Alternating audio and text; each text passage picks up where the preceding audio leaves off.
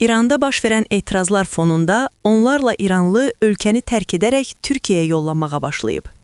Reuters agentliyinin xəbərinə görə İranlı ailələr Van vilayətindəki Kapıköy sərhəd keçid məntəqəsi vasitəsilə qardaş ölkəyə daxil olub. Bəs Azərbaycana köçən, Bakı və başqa şəhərlərdə ev alaraq yaşayan İranlılar varmı? Globalinfo.az-a danışan politoloq və diplomat Fikrət Sadıqov qeyd edib ki, İranlıların başqa ölkələrə köçməsi istisna deyil. O əlavə edib ki, o cümlədən Türkiyə, bəzi ərəb ölkələri və Azərbaycan da hədəf ola bilər. Hazırda Türkiyəyə keçmək istəyən İranlıların sayı çox deyil və bu kütləvi xarakter daşımır. Türkiyə rəsmiləri də bunu təsdiqləyir. Azərbaycana keçid isə quru sərhədlərin bağlı olması səbəbindən daha mürəkkəbdir. Bunun üçün müəyyən məsələlər həll olunmalıdır və bu asan deyil. Ekspert qeyd edib ki, gələcəkdə vəziyyət İran daxilindəki siyasi və hərbi gedişlərdən asılı olacaq.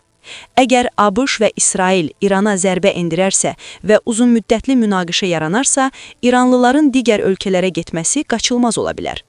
Ancaq ABŞ prezidenti Donald Trump da bildirdi ki, hazırda Vaşinqton uzunmüddətli müharibə aparmaq niyyətində deyil.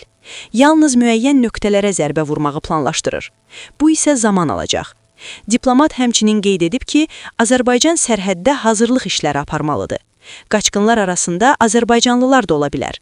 Fors major vəziyyət yarandığı halda rəsmi Bakı adekvat addımlar atacaq.